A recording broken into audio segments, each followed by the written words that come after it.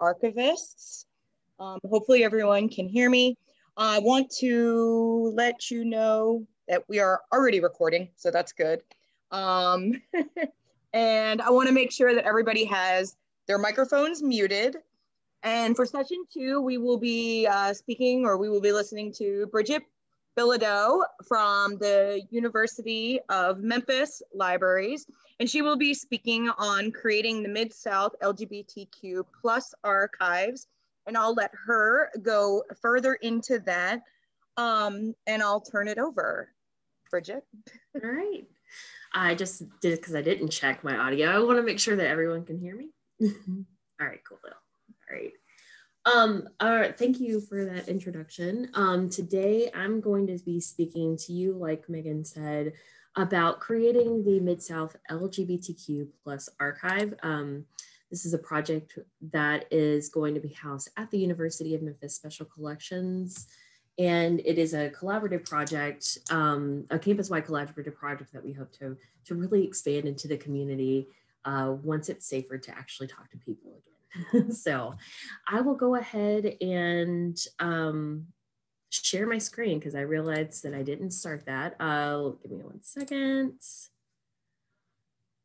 Yes, that's what I want to share.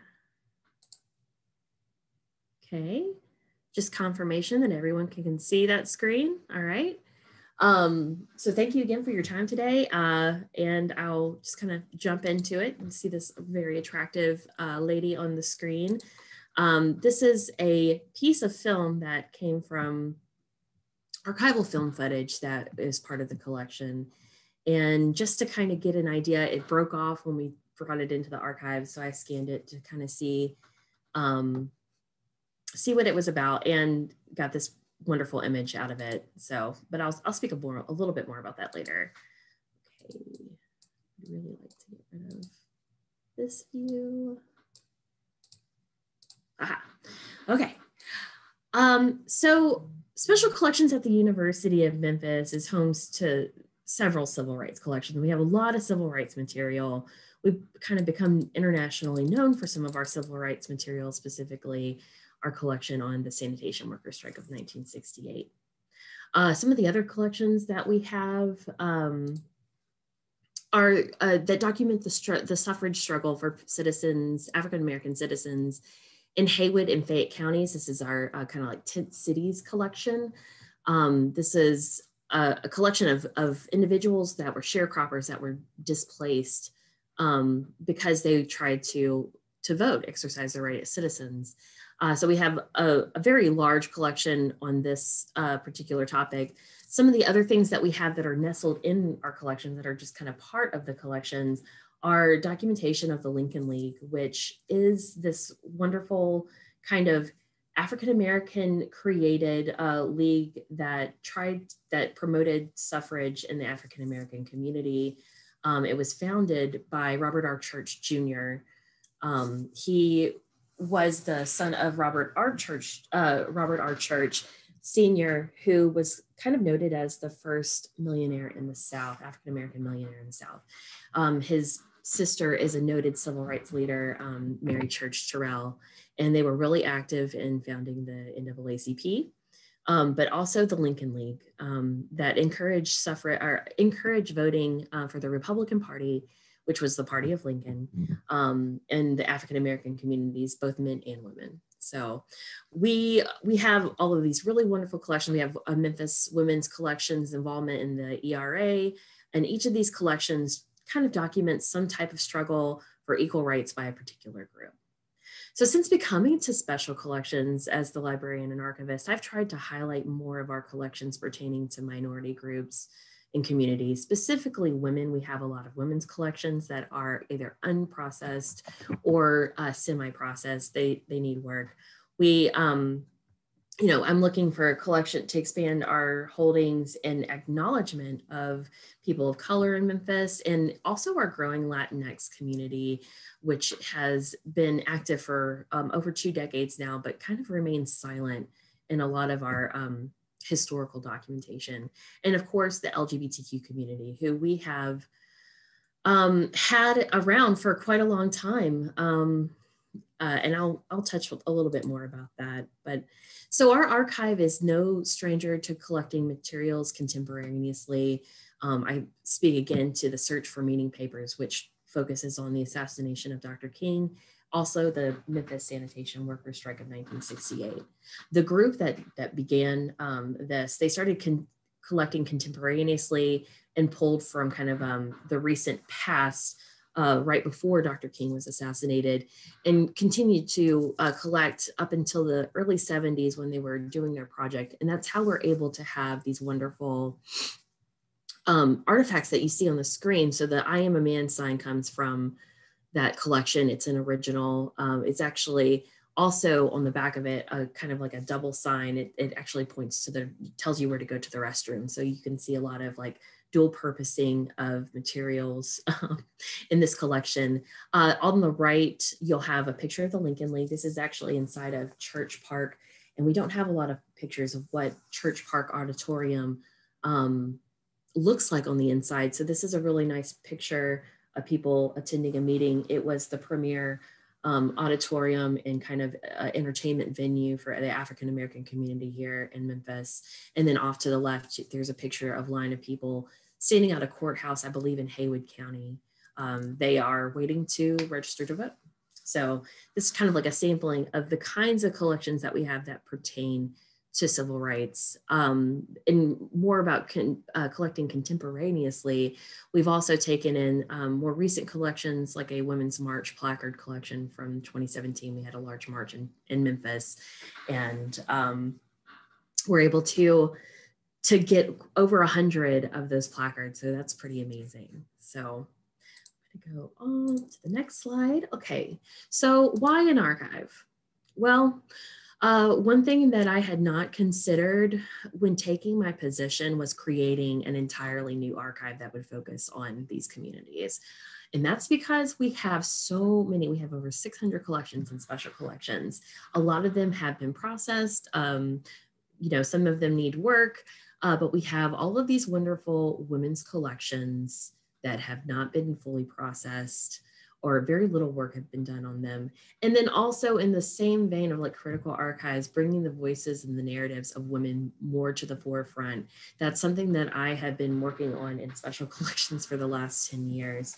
So we do a lot of that through exhibition and or exhibits and other programming. So in special collections, we do lack a lot of LGBT, we lack LGBT, identified LGBTQ materials. We're often approached by faculty because we're a research university and other researchers in the community from different disciplines. They want to explore the LGBTQ community in Memphis over time. And then we often have to turn those researchers away. From my own kind of exploration, I've only discovered very limited holdings within the collection. I've only seen one clipping about a transsexual male in London. This comes from one of our newspaper morgues. And then we've also featured kind of newspaper clippings from historical newspapers about Alice and Frida. That's Memphis's infamous 19th century lesbian murder. It was the first of its kind in the state. It was scandalous. I believe Frida was the one that murdered Alice, and she ended up at the institution in Bolivar where she lived out the rest of her life. So that's a very interesting story, and hopefully at some point we can add materials related to this into our collection. Locally, the only identified collections of queer materials reside without Memphis. This is the Mid-SouthLGBTQ Community Center. It's located here in Memphis in Midtown. And then we also have a large donation, the papers of Vincent Astor. He's kind of the community's de facto historian. He's been around forever. He's from an established family. The Astor family has been in Memphis for a while. And I've worked with Vincent a number of times over the years, and he's pretty amazing. And his knowledge and wealth of knowledge and community history is really invaluable. So his collection at the Memphis Public Library is about 13 cubic feet. And Memphis Public Library system is limited to in the type of materials that they can accommodate, they only take paper-based or two-dimensional materials. So Out Memphis's collection was arranged by a student worker from our local liberal arts college, Rhodes College. And this collection is not readily accessible to the public. Oftentimes researchers could contact the organization and propose a research plan, but the center would have to then approve it and make accommodations to get the person into the archives so they could be used. And I'll talk a little bit more about that a little bit later. So I am a part of the community of research scholars. This is a program on campus that grants small amounts of money. So people can, so specifically, interdisciplinary projects can engage students and the community. So in 2018, I was approached by other faculty members who represent members of the LGBTQ community and also queer researchers, people interested in doing queer history research. And those faculty members, we got together and planned to get a small grant to establish the LGBTQ archive that could be the home for collections pertaining to our Mid-South LGBTQ community.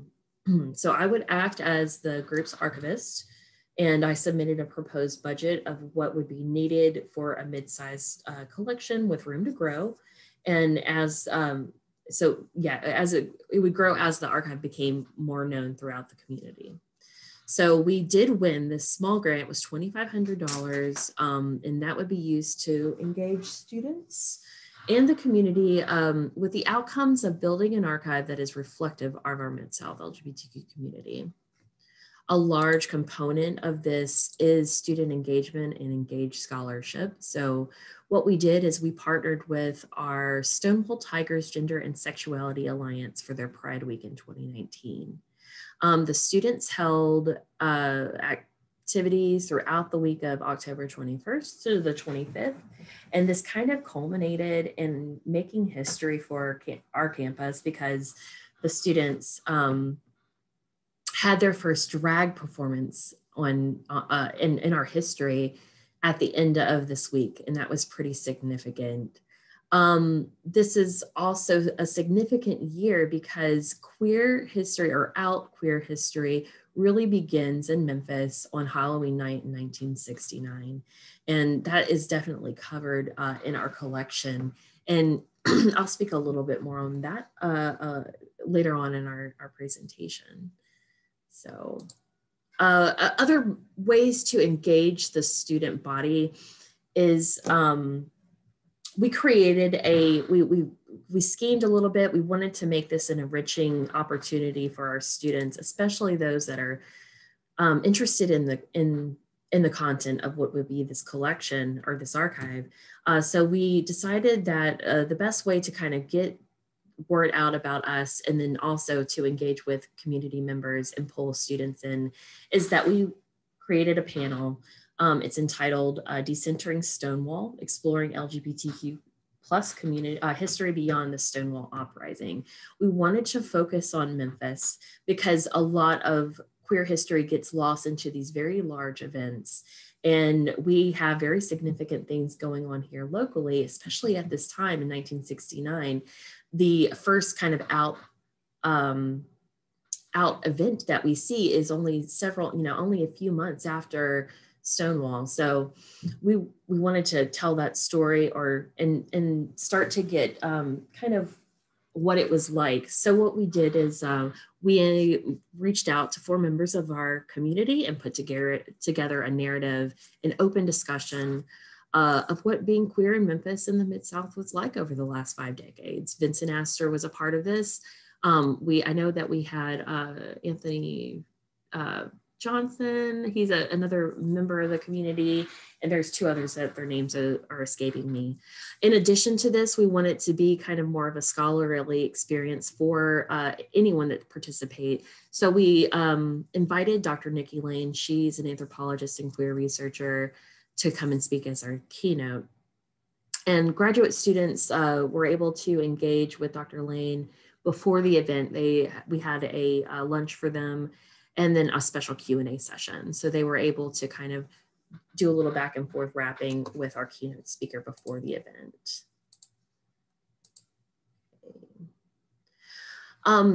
The community of research scholars is comprised of faculty members from the University of Memphis. And so in the same line of student engagement, we are a research university and we do focus on this, and we wanted to provide opportunities to engage students in helping to create history or document, create archives and document history. So one of our professors, Dr. Susan Nordstrom, she created a graduate level course. Students would conduct oral history interviews with members of the LGBT+ community here in town. We also utilize Dr. Robbie Bird. He's in communications, and we have a PR program, and we are very big on this engaged scholarship. So we actually have a student-run PR firm, and we use them to promote the archive through social media. So.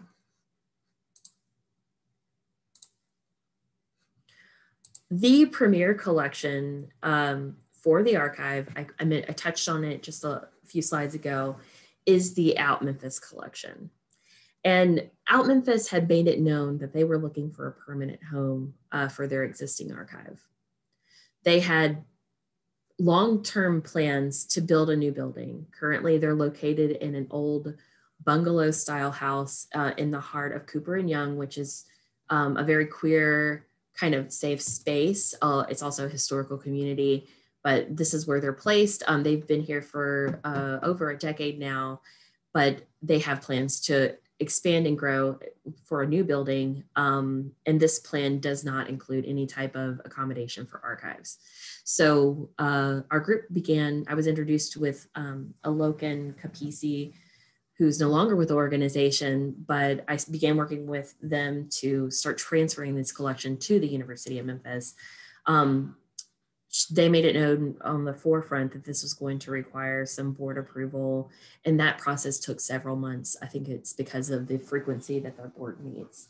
So we kind of just kept contact with them and kept going forward. A little about Out Memphis is that it was founded and as the Memphis Gay and Lesbian Community Center, and that's what you see throughout the collection up to a certain point in 1989. So they've been active for over 30 years as Memphis's premier community center for the LGBTQ community.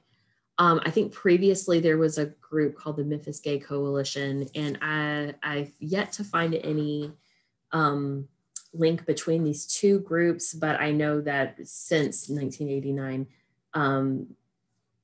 Out Memphis, or Memphis Gay and Lesbian Community Center, has been kind of the primary go-to organization in town. So at some point in the community center's history, they made an attempt to amass collections from community members and were successful.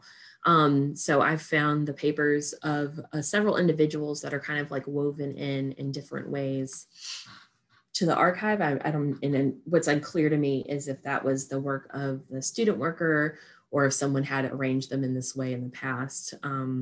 What we've done is we've begun processing this collection. So we're making kind of a different kind of more archival arrangement for it. A previous partnership with Rhodes resulted in a mass digitization project of most of the newsprint collection, and there was basic arrangement, like I mentioned before. But this digitization project is significant because it's something that we're able to point to now, and what we've done is we've linked records to these newspapers from our own digital archive. So it's almost like a kind of an accidental partnership. We got in touch with Rhodes before we started making these records, just to kind of let them know that we would be doing this and we would be promoting it as well. The student was able to create a basic finding aid, but it relied on, it was very tied to space. And it was also tied to space that was never meant to hold in archives. So the finding aid talks about collections on this certain wall, and then there's collections in this closet over here in a separate room, etc. So it becomes really obvious that that while Memphis had these great intentions to try to, you know, amass kind of a collective memory for the community, they just weren't in a position to really ever move forward with establishing and maintaining an archive. So since taking possession of the collection, I've discovered that there are items in the finding aid that are missing. I noted that in the original finding aid, there is noted that we have the records of the University of Memphis's LGBTQ. It was called Bi Gala back when I was a student at the University of Memphis, but I have yet to find those papers amongst the records. So we know that there are things that are missing. And in recent discussions with community members, I've also discovered that we have lost a lot of context for a lot of our artifacts in the collection, which I see as an opportunity because it really allows us to work with those community partners to try to put those things in context. So we're really excited about that. Okay, so because we wanted this initially it was always the intention to be a community archive. But when we were first meeting with stakeholders at Out Memphis, our group was told, like many other facets of Memphis, there's a gay white Memphis and a gay Black Memphis. And I thought about the implications of that statement. I had my own ideas about how to grow this archive by engaging in community. That meant holding community archiving and oral history events. I also acknowledged that my university has a complicated history with the African-American community and thought that I should be considerate of this as we move forward. The university was forced essentially to integrate. They didn't really necessarily want to. The experience and the treatment of African-American community, of the African-American community because of things that happened during segregation are still not forgotten. To put this in more context, our university butts up to the largest African-American community ever created that focused on home ownership. This is the Orange Mound community. And because of the reaction to integration or the refusal to accept African-American students when they were first trying to integrate, that has not been forgotten about by the people of Orange Mound community, which is typically a little bit older anyways. So I have known this for over a decade. My work as an anthropologist and a graduate student working with the Orange Mound community, I'm aware of difficulties between our university and this community. It's something that I think has been worked on in the recent past. We acknowledged and erected a historical marker to acknowledge the people that integrated our campus, the Memphis State 8. And we've done other things too, but we still need to be cognizant that there is a history there. So, and our group is mostly LGBTQ, and they're mostly not native to the South, or at least not native to this area. And so I acknowledged that we are going to need to seriously build trust in the queer community. A lot of the scholars that are part of this have recently come to our campus, and actually the group has changed out a lot of members. People have left and gone on to different positions, and people have come in. So, but most of the people are not native really to this area or to West Tennessee or maybe even the Delta. So we can't just go into the community and expect that they're just going to accept us with open arms. So our group started to be more active in activities happening in the queer community in 2019. And 2019 was a huge year for queer history. So we began promoting ourselves with speaking engagements, and we started pushing out content to social media. And you'll see here that I mentioned before, we used Neiman 901. It's the name of our student-run PR firm. They created a really beautiful post for us from archives. We have,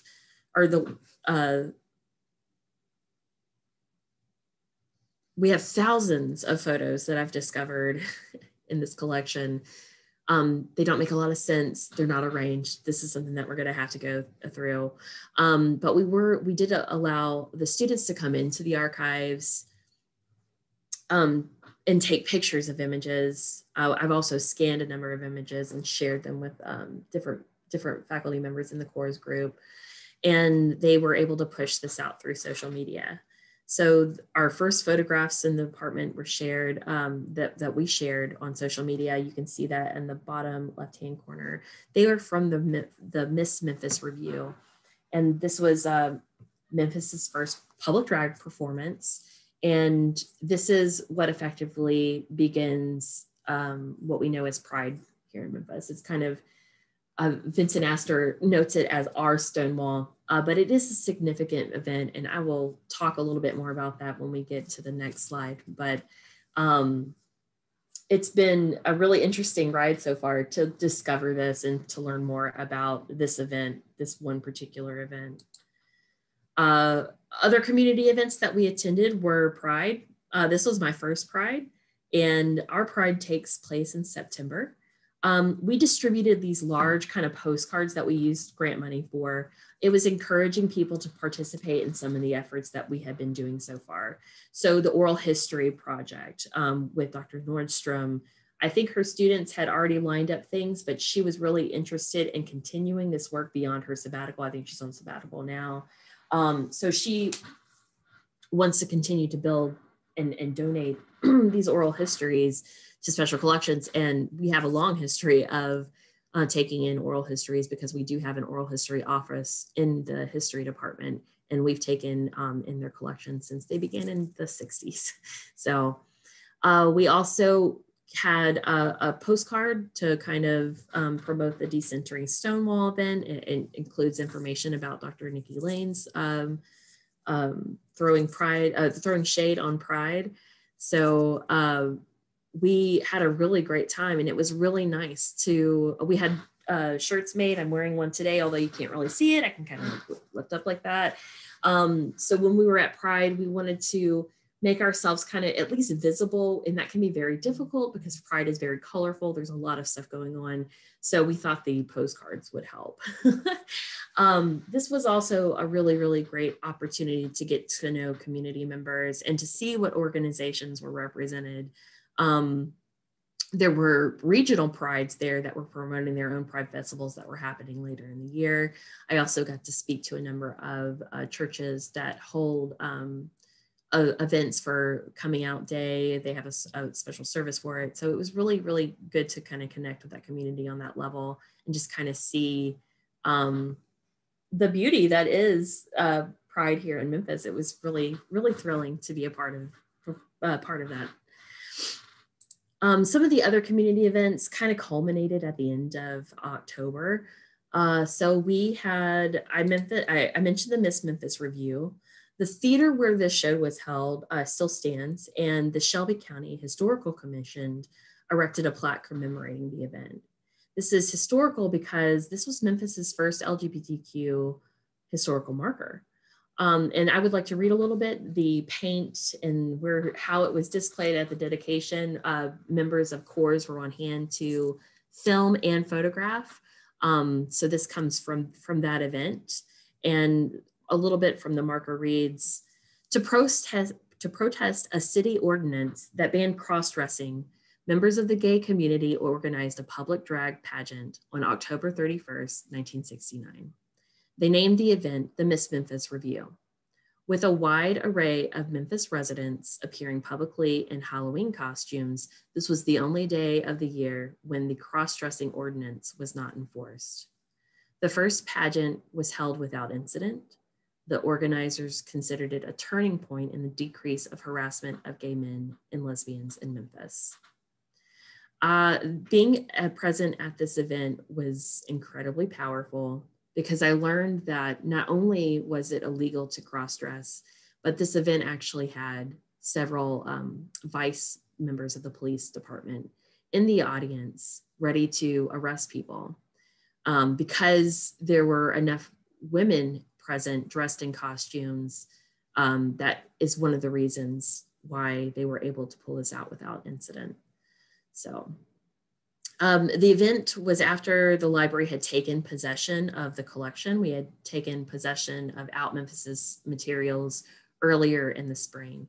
And I was asked by members of the people putting this dedication on to bring artifacts from the collection to the opening. I happily did that. In the collection, we have this really great plaque. It lists the names of the winners, the original winner up through kind of the 90s. And I want to say there may be some in the early 2000s too. There are missing years, obviously, like it's not a complete list, but it is a commemorative plaque. There were also original images. When you saw the black and white image from a previous slide from this event, and there are films from this event that we would later digitize through crowdfunding. But I had those original images on display along with the plaque. And then attending an event, I found out that there is actually a trophy. There's more on display. There was more at the event. Let's see if I have that next slide. Yes.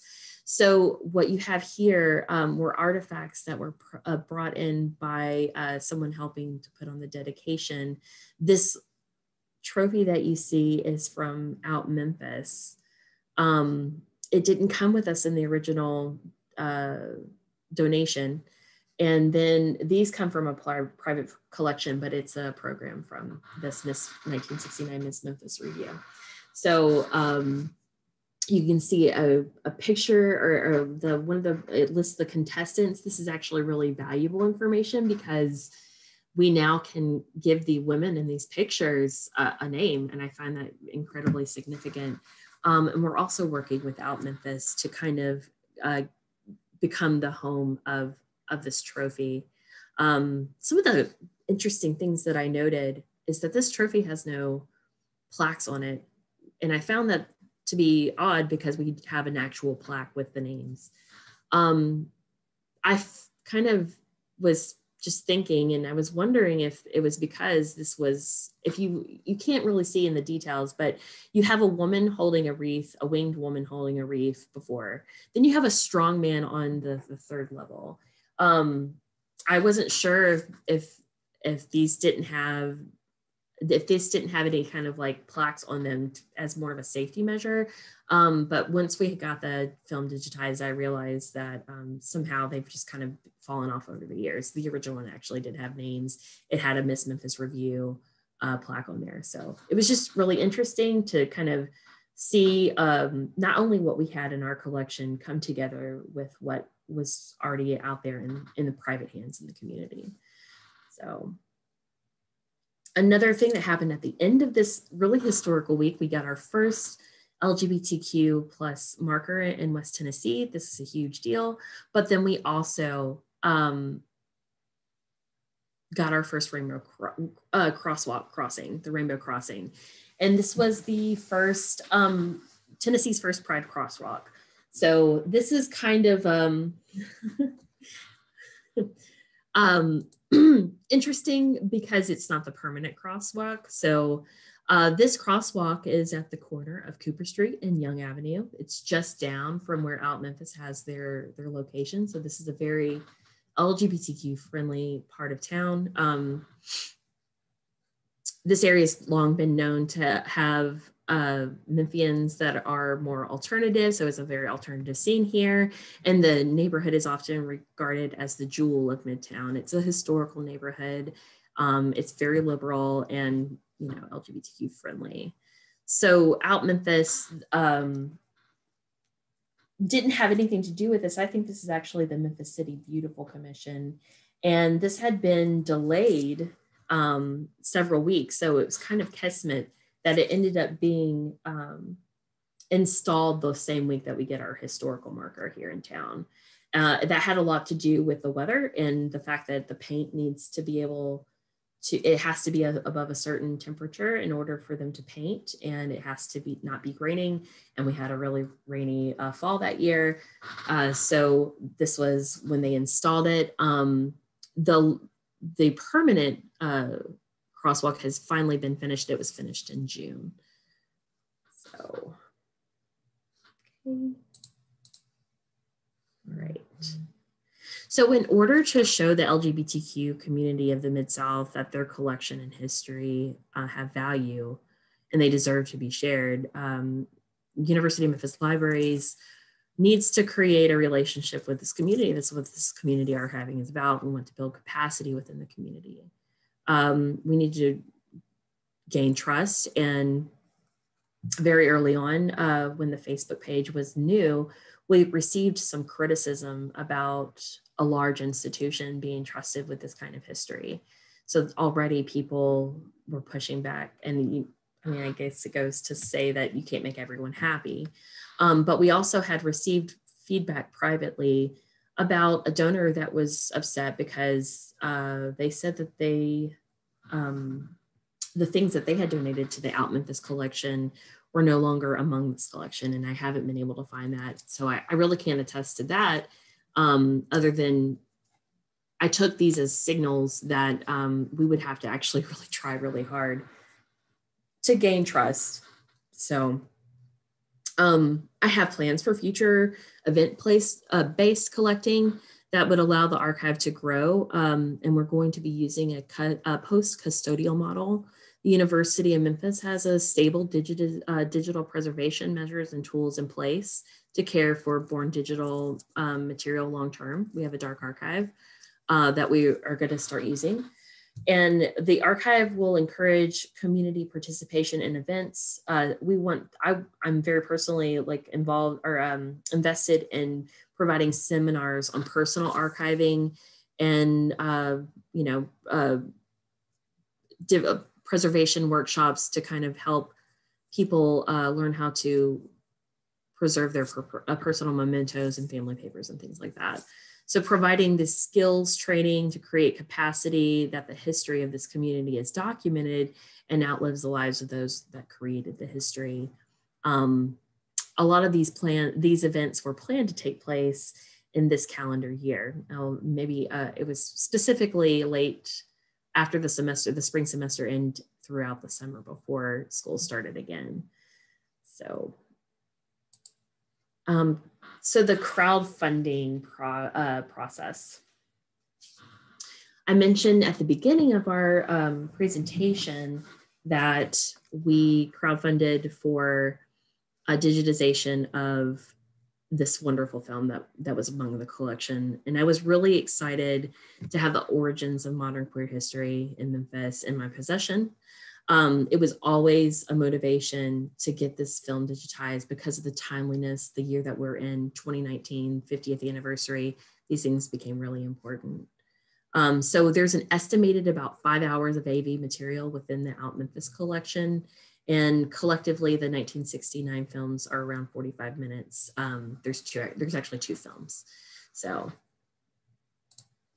we worked with the University of Memphis. They have a crowdfunding website or a platform that they use. And we worked with development to kind of get a campaign launched. The campaign was about 5 weeks and it ran in the late fall of last year. As you can see, we didn't meet our goal of $2,500, but we did raise enough money, 41% of our goal. It was enough to actually digitize this. And it's because we thought, we thought it was going to be much more expensive to digitize the film than it actually ended up being with. And then that process involved us outsourcing because we currently don't have a way to digitize 16mm film.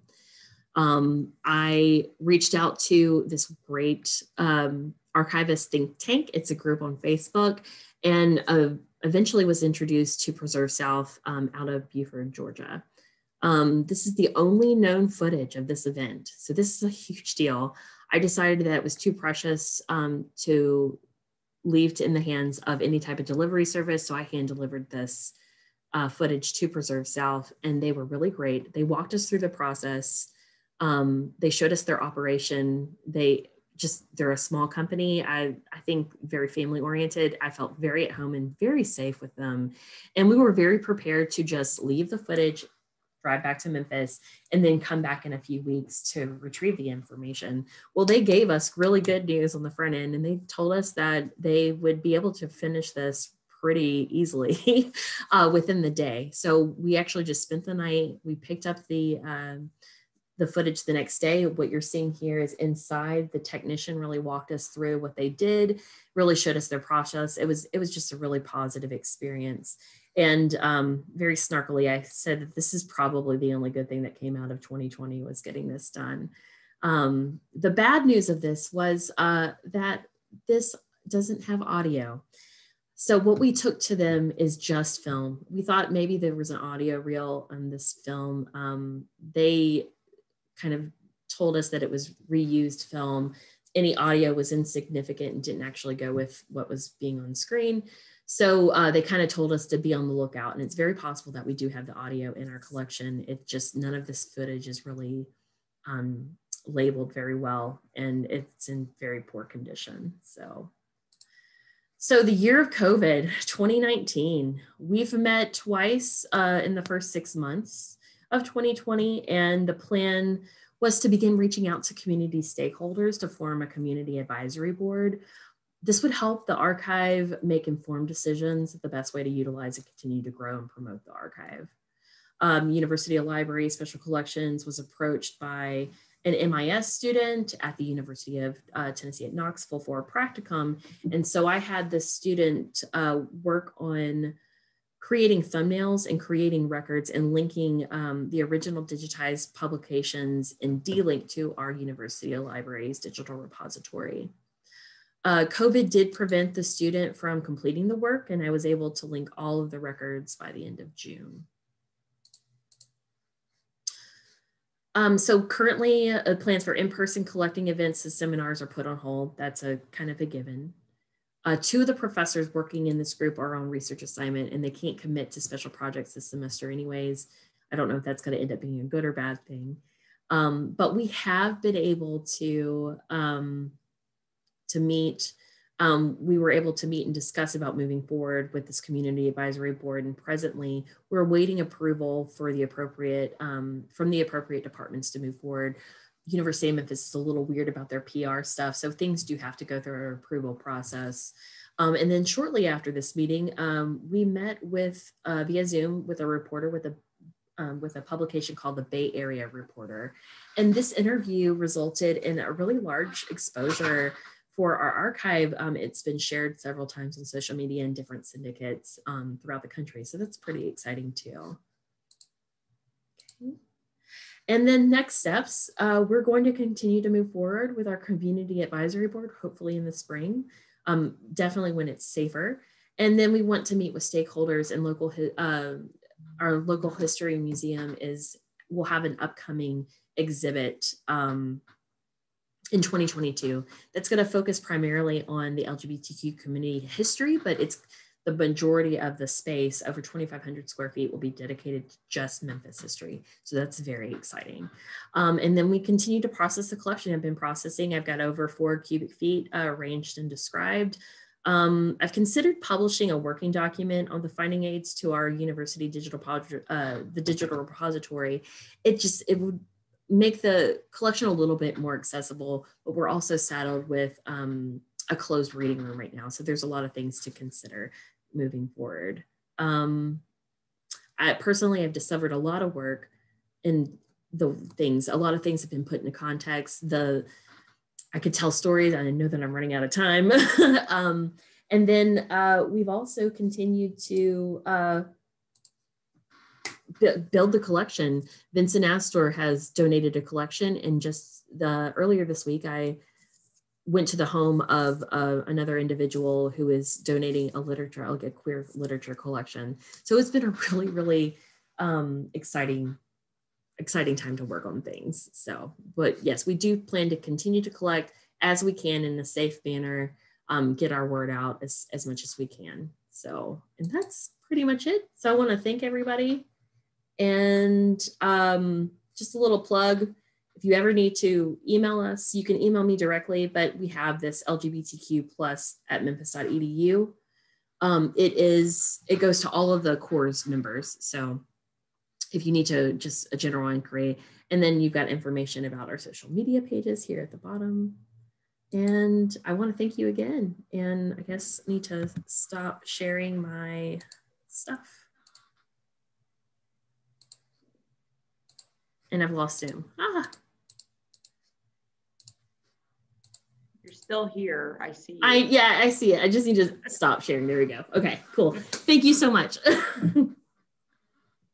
right. Thank you very much, Bridget. I'm wondering if anyone can put their questions in the chat, I can read them out.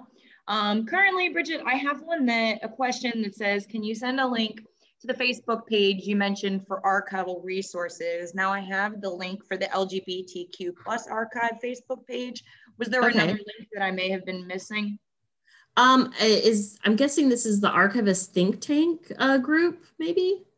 It possibly could be. Which, man, I would love to see all of our Tennessee archivists utilize this. I think I got this. I can find it do this quickly. Yeah. I've definitely seen Megan on there. I've gotten several. It's been just a really great, and it's a little bit easier than listservs for me. So yes, Melissa, I've definitely seen you on there before. Let's see.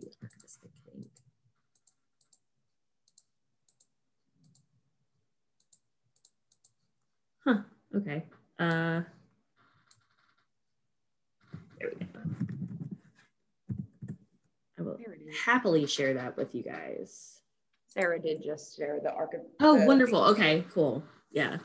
And I was going to share a link to the repository if anyone's interested in the news publications. They're really very amazing. And I say that because they're searchable. So I've just gone through and have, you know, searched random things, and it's amazing what has come up so far. So.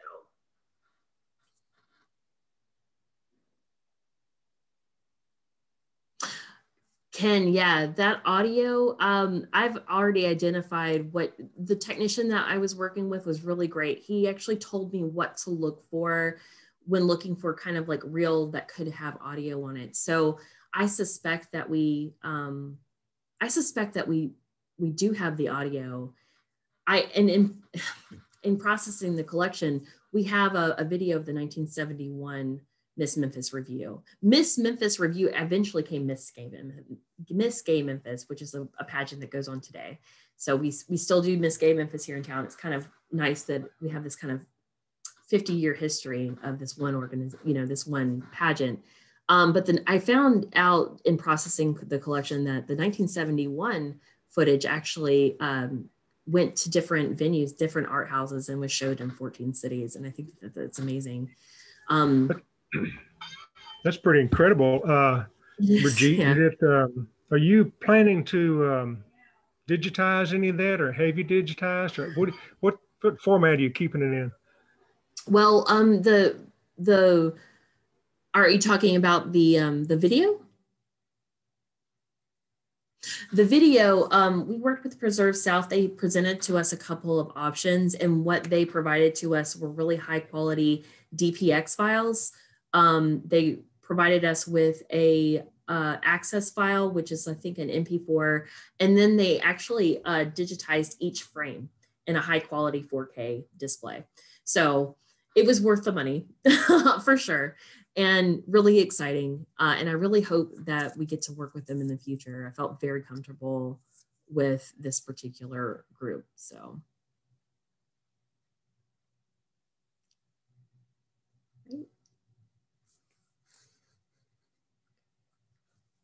Any more questions?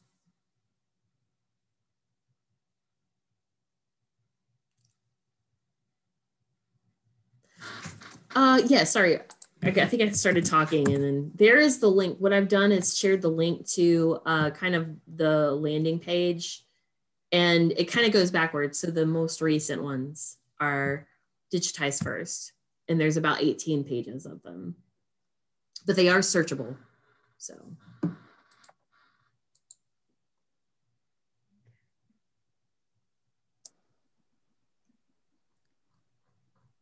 All right.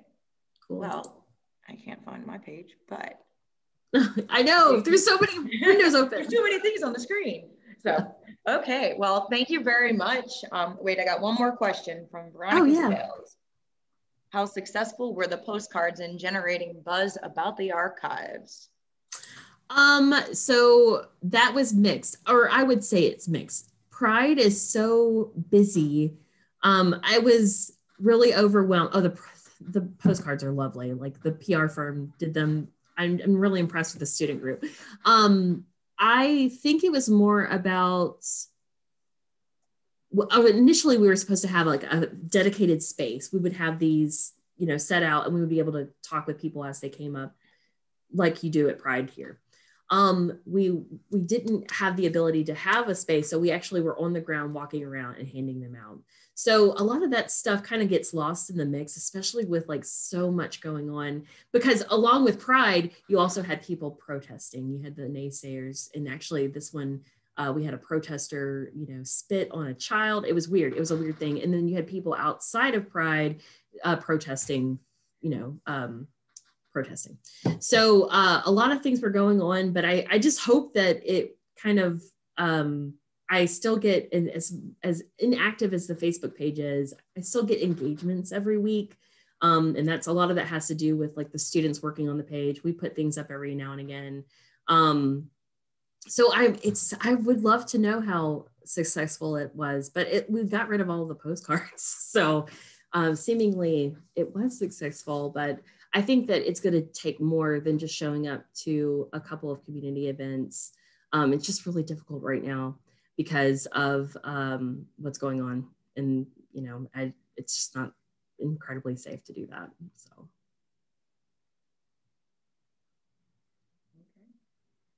Oh, thank you, Sarah. Appreciate that. Okay, well, I would like to thank everyone for attending this session. Session 3 will begin at 11:10. I'm sharing one of the links, and of course you have the link in your program as well. And this will be Bringing Your Finding Aids to the 21st Century, One Institution's Process of Reparative Description, with Laura Romans and Amanda Touchstone. And we look forward to seeing you all at our next presentation. Thank you very much.